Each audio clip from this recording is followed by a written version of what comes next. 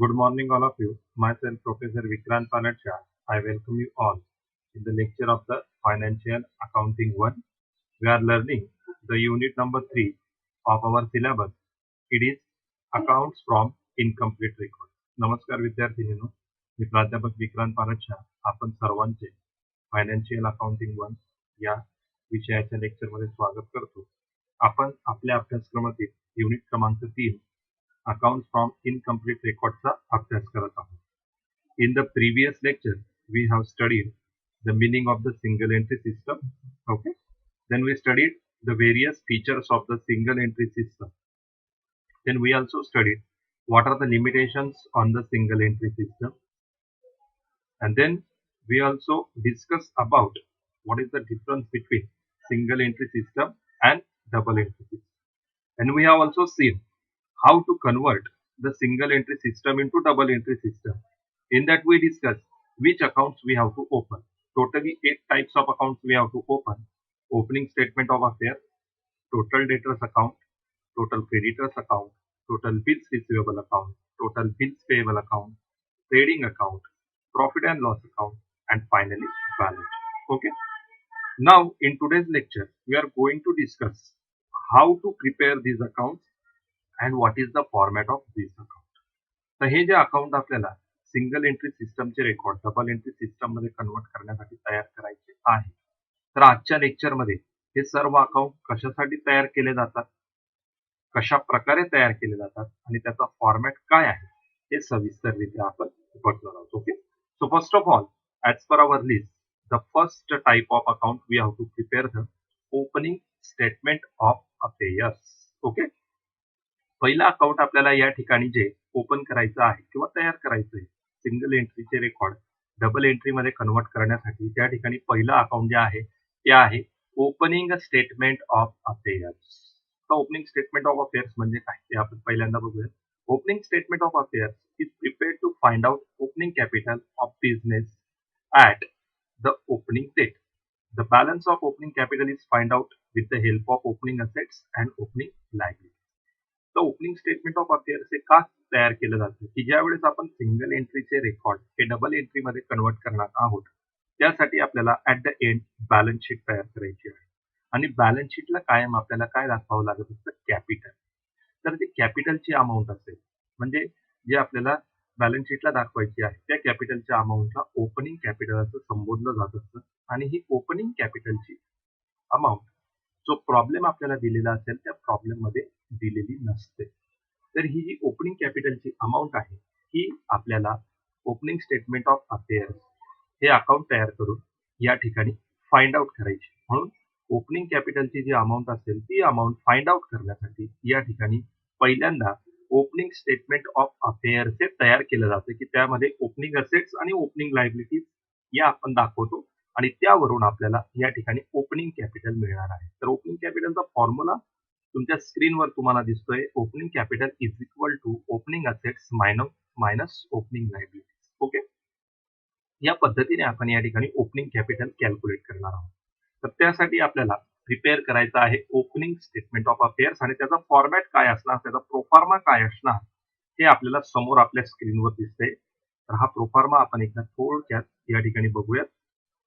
In the books of म्हणजे जी काही आपल्याला बिझनेस दिलेला असेल इन द बुक्स ऑफ त्या बिझनेसचं नेम आपण या ठिकाणी ओपनिंग टाकायचं आहे आणि opening statement of affairs as on आणि ज्या दिवशी आपल्याला ते ओपनिंग स्टेटमेंट ऑफ अफेअर्स तयार करायची ती date. So first of all आपण दाखवणार liabilities. Okay.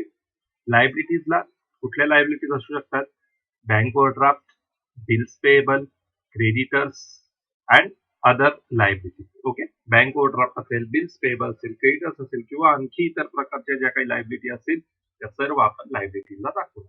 Then under the asset side, debtors, bills receivables, building, stock in trade, furniture, plant and machinery, cash in hand, cash at bank, prepaid incomes, prepaid expenses यासारखे जे काही assets आहेत ते आपण asset साइडला दाखवले. आणि मग या ठिकाणी आपण असेटची जी बाजू आहे असेट साइडची टोटल घेणार आणि त्यामधनं लायबिलिटी साइडची टोटल जी असेल ती वजा करणार आणि मग लायबिलिटी साइडला जी आपली बॅलन्सिंग फिगर असेल जी अमाऊंट आपल्याला फाइंड आउट होणार आहे त्या अमाऊंटला काय म्हटलं जाणार आहे, ओपनिंग कॅपिटल. तर अशा पद्धतीने आपल्याला या ठिकाणी ओपनिंग कॅपिटलची अमाऊंट ही फाइंड आउट होईल. Okay, and that opening capital is transfer to closing balance sheet liability side. म्हणजे ओपनिंग कॅपिटल जे असेल, मग आपण ते क्लोजिंग बॅलन्स शीट म्हणजे ऍट द एंडला जी बॅलन्स शीट आपण तयार करणार आहोत, त्या बॅलन्स शीटला हे ओपनिंग कॅपिटल आपण ट्रान्सफर करणार आहोत. Okay, so in this way to find out the amount of opening capital we have to prepare the opening statement of affairs. अशा प्रकारे जी ओपनिंग कॅपिटलची अमाऊंट आहे ती फाइंड आउट करण्यासाठी आपल्याला या ठिकाणी ओपनिंग स्टेटमेंट ऑफ अफेअर्स हे तयार करायचं. Okay, now as per our list the next account we have to prepare the total bills receivable account. आपल्या जी लिस्ट आपण बघितलेली आहे त्या लिस्ट प्रमाणे आपल्याला पुढचा अकाउंट जे तयार करायचं आहे ते आहे total bills receivable account. Okay, now why this is prepare. आता का प्रिपेअर केलं जातं बघूया तिथे. Total bills receivable account is prepare to find out the opening balance of bills receivable or closing balance of bills receivable or bills receivable received during the year. तर या ठिकाणी 3 शक्यता आहेत. या 3 शक्यता शोधून काढण्यासाठी हे अकाउंट या ठिकाणी तयार केलं जातं. म्हणजे बिल्स रिसिवेबलचा ओपनिंग बॅलन्स दिलेला नसेल, क्लोजिंग बॅलन्स दिलेला नसेल किंवा bills receivable received during the year दिलेले नसतील, तर या ठिकाणी या अमाऊंट फाइंड आउट करण्यासाठी आपल्याला बिल्स रिसिवेबल अकाउंट हे तयार करायचं. But in most of the problem, in 100% problem, which amount is missing in this bills receivable account? It is the bills receivable received during the year. आता बहुतेक करून म्हणजे 100% problem मध्ये कुठली अमाऊंट आपल्याला नसेल बिल्स रिसिवेबलच्या संदर्भात दिलेली, ती आहे bills receivable received during the year. To find out this amount we have to prepare the bills receivable account. त्यामुळे ही जी bills receivable received during the इयरची अमाऊंट आहे ही अमाऊंट या ठिकाणी आपल्याला या अकाउंटद्वारे फाइंड आउट करायची. After getting this amount what to do. आता ही अमाऊंट आपण फाइंड आउट केली तर मग काय करायचंय पुढचे आपल्याला step. The balance of bills receivable received during the year is transfer to credit side of total debtors account. जे bills receivable received during the year जी अमाऊंट आहे ती अमाऊंट आपण फाइंड आउट करायची आहे आणि मग ती अमाऊंट फाइंड आउट झाल्यानंतर ती अमाऊंट आपल्याला कुठं ट्रान्सफर करायची आहे, टोटल डेटर्स अकाउंट. म्हणजे पुढचं जे आपण टोटल डेटर्स अकाउंट बघणार आहोत त्या टोटल डेटर्स अकाउंटच्या क्रेडिट साइडला ही अमाऊंट आपल्याला ट्रान्सफर करायची आहे. ओके, तर त्याचा फॉर्मॅट काय आपण बघूया. Total bills receivable account. Bills receivable it is the asset. Bills receivable काय आहे, असेट आहे. Therefore bills receivable we have to open from the debit side. त्यामुळे बिल्स रिसिवेबल अकाउंट हे आपण डेबिट साइड पासून ओपन करणार. Why? Because every asset has a debit balance. प्रत्येक जी असेट असते त्या असेटचा बॅलन्स कुठला असणार आहे, डेबिट बॅलन्स असणार आहे. म्हणून कुठून ओपन करणार आपण, debit side. So first of all under the debit side we have to show to balance brought down. म्हणजे बिल्स रिसिवेबलचा ओपनिंग बॅलन्स तो आपण कुठे ट्रान्सफर करणार, debit side of the bills receivable. Then move to the credit side. आता credit साइडला बघूयात आपण. First amount by creditors account that is for bills receivable endorse. जर ही अमाऊंट दिलेली असेल प्रॉब्लेम मध्ये तर एंट्री करायची. बहुतेक प्रॉब्लेम मध्ये ही अमाऊंट आपल्याला दिलेली नसते. Okay, then next amount under the credit side we have to show by debtors account. It is the bills receivable dishonour. Okay, ही अमाऊंट सुद्धा बहुतेक करून आपल्याला प्रॉब्लेम मध्ये दिलेली नसते. दिलेली असेल तर ट्रान्सफर करायची, नसेल तर ट्रान्सफर करण्याची आवश्यकता नाही. आणि then by cash received means cash received from the bills receivable. ही अमाऊंट आपल्याला कॅश अकाउंटला दिलेली असेल इन्कम साइडला. Okay, and then by balance carried down. आणि मग शेवटची अमाऊंट क्रेडिट साइडला असणार आहे बाय बॅलन्स कॅरीड डाऊन, जो आहे क्लोजिंग बॅलन्स. ओके, आता यावरनं आपण पूर्णतः जी बिल्स रिसिवेबल अकाउंटची क्रेडिट साइड आहे त्याची टोटल घ्यायची आणि त्यामधनं आपण जो ओपनिंग बॅलन्स दाखवलेला आहे बिल्स रिसिवेबल अकाउंटच्या डेबिट साइडला तो वजा करायचा. अँड देन डेबिट साइडला to the debit side we find out the amount of the bills receivable received during the year. म्हणजे किती bills receivable during the year आपल्याला रिसिव्ह झालेले आहेत ती अमाऊंट आपल्याला फाइंड आउट होणार. ती आपण दाखवणार टू डेटर्स अकाउंट. कुठं ट्रान्सफर करायची आपल्याला, डेटर्स अकाउंट. म्हणून ती अमाऊंट या ठिकाणी काय अपियर होणार, डेबिट साइडला टू डेटर्स अकाउंट आणि ब्रॅकेटमध्ये आपण लिहायचं आहे bills receivable during the year. Okay, and then we have to close this account. आणि मग अशा प्रकारे आपल्याला हे अकाउंट क्लोज करायचंय. In this way will get the amount of the bills receivable received during the year. Okay, अशा प्रकारे आपल्याला या अकाउंटमध्ये bills receivable received during the इयरची अमाऊंट फाइंड आउट होणार. Okay. Now the next account it is the total debtors account. पुढचं जे account आहे ते आहे टोटल डेटर्स अकाउंट. ओके. आता टोटल डेटर्स अकाउंट हे का तयार केलं जातं बघूया. Total debtors account is prepared to find out opening balances of debtors or closing balance of debtors or credit sale. 3 amount या ठिकाणी मे बी दिलेल्या नसतील, म्हणजे डेटरचा ओपनिंग बॅलन्स दिलेला नसेल किंवा डेटरचा क्लोजिंग बॅलन्स दिलेला नसेल किंवा क्रेडिट सेलची अमाउंट या ठिकाणी दिलेली नसेल, तर ती अमाउंट फाइंड आउट करण्यासाठी आपण या ठिकाणी टोटल डेटर्स अकाउंट हे तयार करणार आहोत. Most of the problem in 100% problem which amount is not given regarding this account it is a credit sale. जवळपास सर्व प्रॉब्लेम मध्ये म्हणजे 100% प्रॉब्लेम मध्ये या अकाउंटच्या संदर्भात कुठली अमाउंट आपल्याला दिलेली नसणार आहे. ही अमाउंट आहे क्रेडिट सेलची amount. Okay. So therefore to find out the credit sale amount most of this account is prepared. म्हणजे बहुधा करून क्रेडिट सेलची अमाउंट फाइंड आउट करण्यासाठी हे अकाउंट टोटल डेटर्स अकाउंट आपल्याला या ठिकाणी तयार करायचं आहे. Okay. Now what is the format बघूया आपण याचं फॉर्मॅट काय. डेटर इज ऑल्सो असेट. डेटर सुद्धा काय आहे असेट आहे. So we have to begin from the debit side. त्यामुळे आपण कुठून सुरुवात करणार debit side. Why every asset as a debit balance. Opening balance हा प्रत्येक असेटचा हा डेबिट असतो म्हणून आपण डेबिट बाजूने सुरुवात करणार. So first of all debit side to balance brought down म्हणजे ओपनिंग बॅलन्स काय डेटरचा तो बॅलन्स आपण या ठिकाणी घेणार. Then to bills receivable dishonour. Bills receivable dishonour म्हणून काही अमाऊंट दिलेली असेल तर आपण ती दाखवायची आहे, अन्यथा दाखवायची गरज नाही. Then move to the credit side. मग credit side by cash received from debtors म्हणजे डेटर्स कडनं किती कॅश मिळालेली आहे ते आपल्याला कुठं दिलेलं असणार आहे कॅश बुकच्या डेबिट साइडला आपल्याला ही अमाऊंट दिलेली असणार आहे. Then by bills receivable that is the bills receivable received during the year. म्हणजे मागचं जे अकाउंट आपण टोटल रिसिवेबल बिल्स रिसिवेबल तयार केलं त्याची जी बॅलन्सिंग फिगर आहे क्रेडिट साइडला दिसते बघा आपल्याला to debtors account bills receivable during the year. ती अमाऊंट आता या ठिकाणी सॉरी डेबिट साइडला बिल्स रिसिवेबलच्या अकाउंटला ही अमाऊंट ती अमाऊंट आपण टोटल डेटर्स अकाउंटच्या क्रेडिट साइडला या ठिकाणी ट्रान्सफर करणार आहोत by bills receivable received during the year. Okay. Understood. Then next one by sales return or return inward. Sales return किंवा रिटर्न इनवर्डची अमाऊंट दिलेली असेल तर ती डेबिट क्रेडिट साइडला येणार डेटर्स अकाउंटच्या.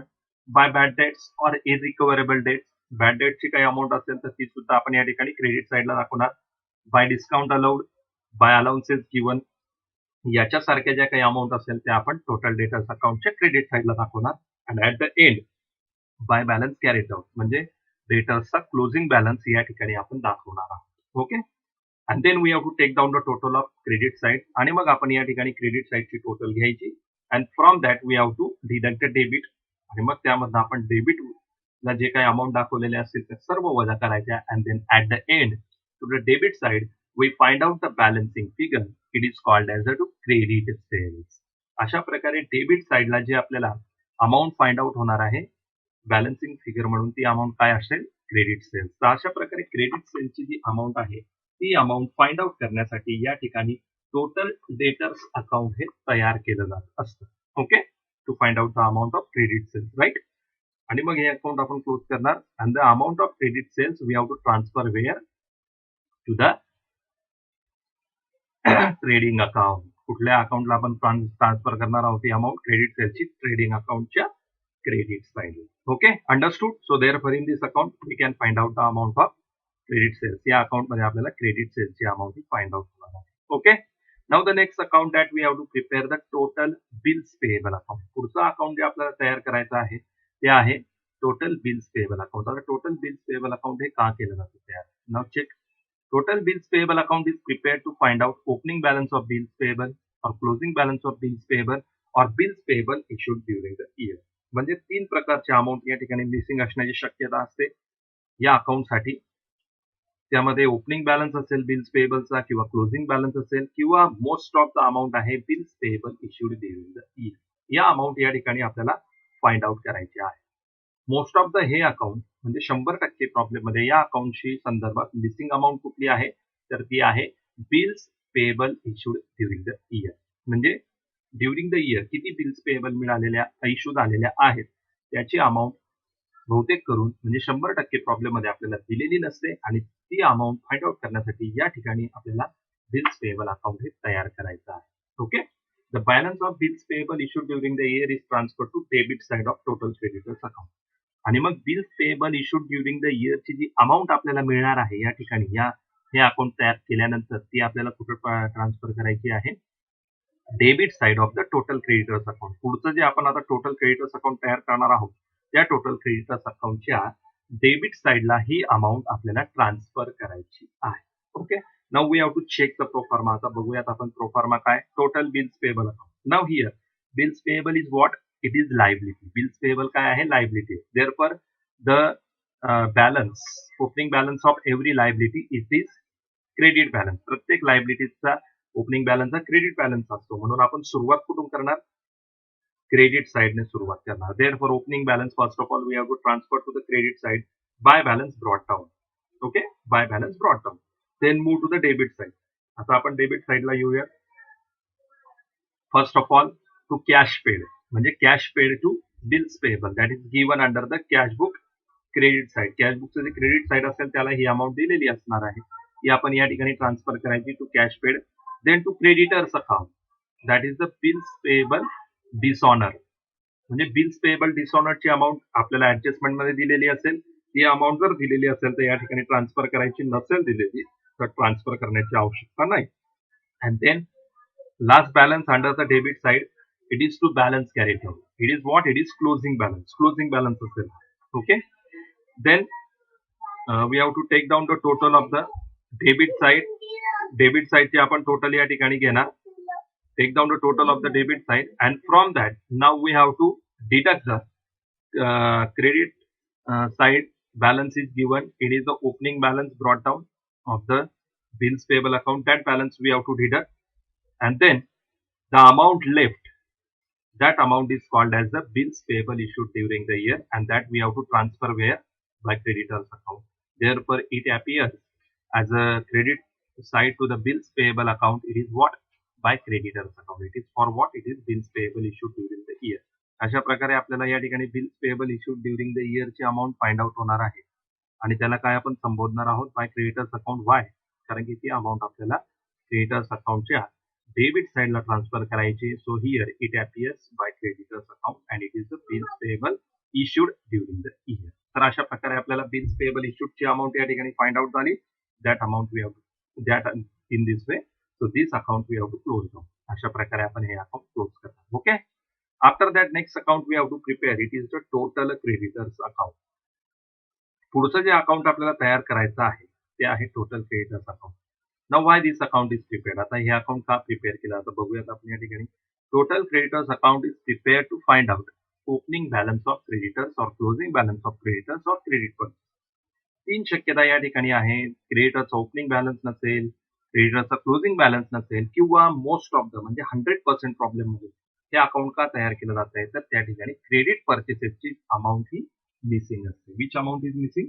Credit purchases amount is missing. That's why this account is prepared. त्यामुळे हे अकाउंट हे तयार केलं जातं. तर क्रेडिट पर्चेसेसची अमाऊंट या ठिकाणी आपल्याला या अकाउंटद्वारे फाइंड आउट होणार आहे. Therefore this account is prepared. त्यामुळे हे अकाउंट या ठिकाणी प्रिपेअर केलं जातं. ओके, तर याचा प्रोफॉर्मा काय आपण बघूयात. Again creditor is liability. Creditor ही लायबिलिटी आहे. Opening balance of the liability is credit. So the first of all we have to page in from the credit side. कुठल्याही लायबिलिटीचा क्रेडिट बॅलन्स हा ओपनिंग बॅलन्सचा credit असतो. म्हणून आपण कुठून सुरुवात करणार? क्रेडिट बाजूपासून सुरुवात करणार. So first of all credit side by balance brought down. Okay, then by bills payable dishonoured. Bills payable dishonoured आपल्याला या ठिकाणी दाखवायचे. जर दिलेली असेल अमाऊंट तर दाखवायची. Okay, now move to the debit side. Debit साइडला आपण काय नोंदवायचंय बघूयात. To cash paid. This amount is given under the credit side of the cash book. Cash बुकच्या क्रेडिट साइडला दिलेली असेल cash paid to creditors. That amount we have to show here. Then to bills payable issued during the year. Bills payable issued during the year जे आपल्याला या मागच्या bills payable अकाउंटला find out झालेले आहेत. ती amount bills payable issued during the year ती आपण या ठिकाणी क्रेडिटर्स अकाउंटच्या डेबिट साइडला ट्रान्सफर केली. Then to purchase return or return outward या अमाऊंट आपल्याला जर दिलेल्या असतील कॅश बुकला ती अमाऊंट या ठिकाणी ट्रान्सफर करायची. Then to discount received, to allowances received, discount received, allowances received याच्यासारख्या अमाऊंट कॅश बुकच्या डेबिट साइडला ज्या दिलेल्या आहेत त्या आपण या ठिकाणी ट्रान्सफर करायच्या. आणि at the end to balance carry down म्हणजे क्लोजिंग बॅलन्स जो दिलेला असेल क्रेडिटर्सचा तो ट्रान्सफर करायचा. Then take down the total of the debit side. अशा प्रकारे डेबिट साईडची टोटल घ्यायची and then deduct the amount recorded under the credit side आणि मग क्रेडिट साईडला जे काही अमाऊंट आपण रेकॉर्ड केलेले असतील ते यातनं वजा करायचे and therefore the credit side the balancing figure we got that figure is called as by credit purchases. आणि मग अशा प्रकारे क्रेडिट साईडला जी अमाऊंट आपल्याला फाइंड आउट होणार आहे त्या अमाऊंटला काय संबोधलं जाईल by credit purchases. Okay and then we have to close down this account. मग अशा प्रकारे आपण हे अकाउंट क्लोज करणार आहोत. This amount we have to transfer to the trading account debit side under the purchases. ही अमाऊंट आपण trading अकाउंटच्या डेबिट साइडला पर्चेसेस अंतर्गत ट्रान्सफर करणार आहोत. Okay so in this way this total creditors account is prepared. अशा प्रकारे total creditors account आपलं तयार होणार आहे. Okay so to find out the missing figures from the problem these accounts we have to prepare. म्हणजे जे काही missing figures असतील त्या मिसिंग फिगर फाइंड आउट करण्यासाठी हे 5 अकाउंट आपल्याला प्रिपेअर करायचे आहेत. आता 5 अकाउंट कुठले होते ते एकदा परत आपण रिवाइज करू. ओपनिंग स्टेटमेंट ऑफ अफेअर जे आपण तयार करणार आहोत. ओपनिंग कॅपिटल फाइंड आउट करण्यासाठी टोटल बिल्स रिसिवेबल अकाउंट जे आपण तयार करणार आहोत. Bills receivable during the year he amount find out करण्यासाठी. देन टोटल डेटर्स अकाउंट हे आपण तयार करणार आहोत. क्रेडिट सेल्स फाइंड आउट करण्यासाठी. त्यानंतर टू बिल्स पेएबल अकाउंट हे अकाउंट आपण तयार करणार आहोत. Bills payable issued during the इयरची अमाऊंट फाइंड आउट करण्यासाठी.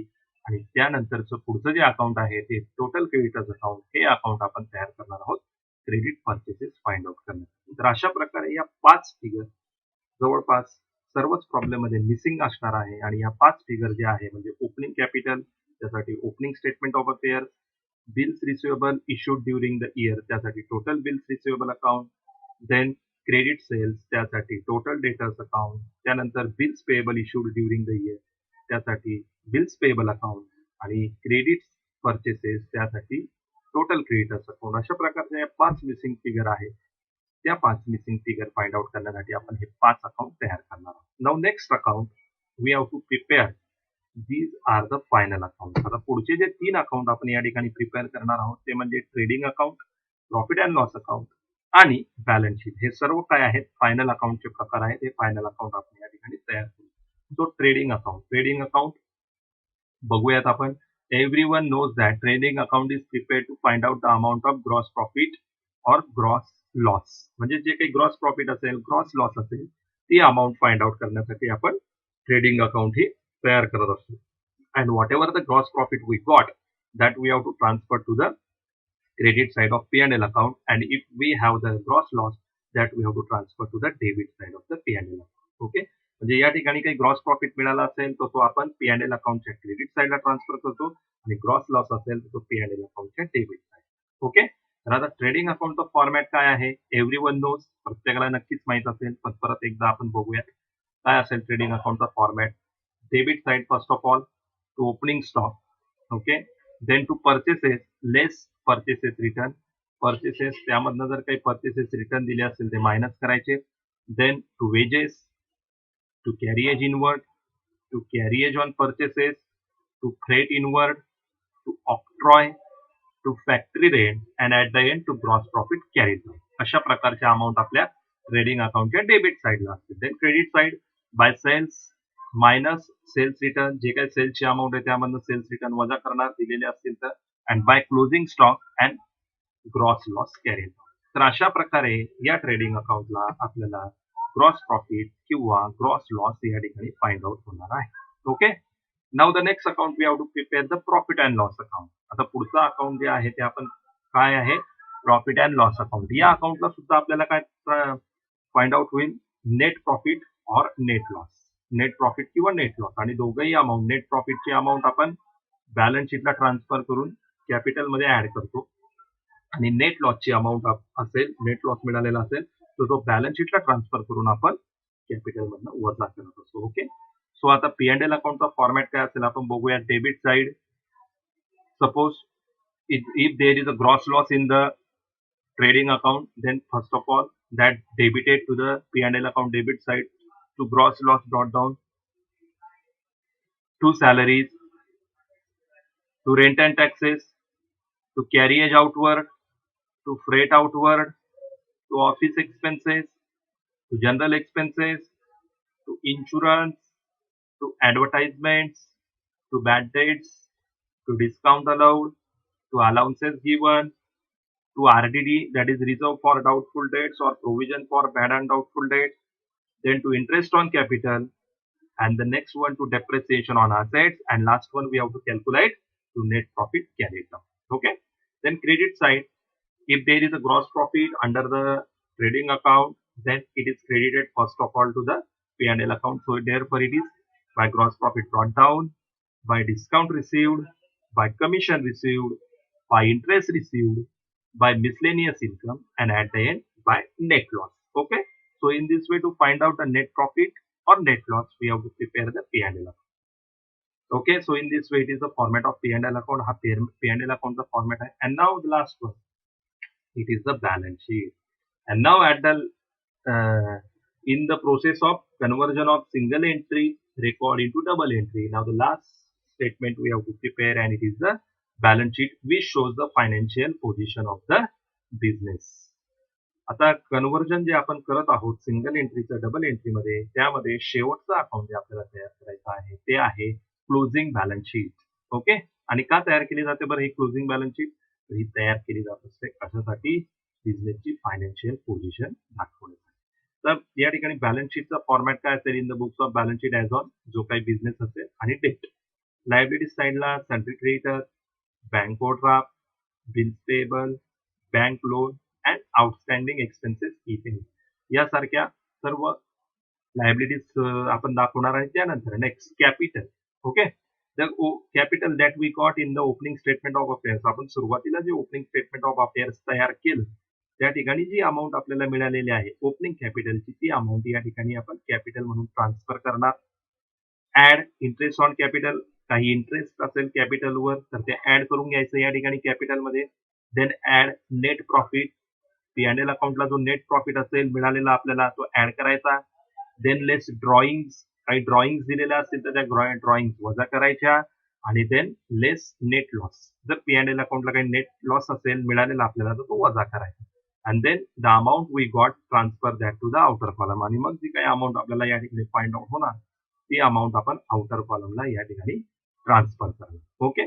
Then under the asset side, cash in hand, cash at bank, land and building minus depreciation, plant and machinery minus depreciation, furniture minus depreciation, debtors minus RDD, then bills receivable, then stock in trade, and then investment. Okay. And then prepaid expenses. जर काही prepaid expenses असेल तर ते सुद्धा आपण या ठिकाणी transfer करणार. तर अशा प्रकारे ही आपण या ठिकाणी बॅलन्स शीट तयार करणार आहोत. Okay. Understood. So in this way we have to prepare the balance sheet, and then all the statements are prepared and we have to close down the accounts, and therefore all the single entry records are transferred into double entry. अशा प्रकारे हे सर्व account या ठिकाणी तयार केल्या झाल्यानंतर सर्व अकाउंट क्लोज झालेले आहेत आपले, आणि मग जे काही सिंगल एंट्रीचे रेकॉर्ड आहेत ते या ठिकाणी डबल एंट्री मध्ये ट्रान्सफर होणार आहेत. तर अशा प्रकारे सिंगल एंट्रीचे जे काही रेकॉर्ड असतील ते डबल एंट्री मध्ये ट्रान्सफर करण्यासाठी आपल्याला या ठिकाणी हे सर्व स्टेटमेंट तयार करायचे आहे. Okay. Now the next point we have to study, it is the last theoretical point of this unit, some important effect. आता या ठिकाणी काही इम्पॉर्टंट इफेक्ट आहेत जे आपण अकाउंट या ठिकाणी तयार करणार आहोत, किंवा आपण जे सिंगल एंट्रीचे रेकॉर्ड डबल एंट्री मध्ये कन्वर्ट करणार आहोत. तर त्या ठिकाणी काही अकाउंटला आपल्याला हे महत्वाचे इफेक्ट द्यावे लागणार आहेत. ते थोडक्यात फक्त लक्षात ठेवायचे आहेत. तुमच्या स्क्रीनवर पण दिसत आहेत. एकदा मी तुम्हाला हे समजून सांगतो सर्व. First of all bills receivable received during the year. जे बिल्स रिसिवेबल आपल्याला फाइंड आउट झालेले आहेत त्याचा इफेक्ट, दोन इफेक्ट कुठे असेल? Number one, bills receivable account debit side, bills receivable account जे असेल त्याच्या डेबिट साइडला, and debtors account credit side, debtors अकाउंटच्या क्रेडिट साइडला. Then next second, bills payable issued during the year. Total bills payable अकाउंटला जे bills payable issued during the year असतील त्याचे दोन इफेक्ट असतील. Number one, creditors account debit side, पहिला effect creditors अकाउंटच्या डेबिट साइडला, and number two bills payable account credit side, bills payable अकाउंटच्या क्रेडिट साइडला. Then number three, bills receivable dishonoured. Bills receivable डिसऑनर्डची अमाऊंट जर आपल्याला प्रॉब्लेम मध्ये दिलेली असेल तर त्याचे सुद्धा दोन इफेक्ट आहेत. ते कुठले?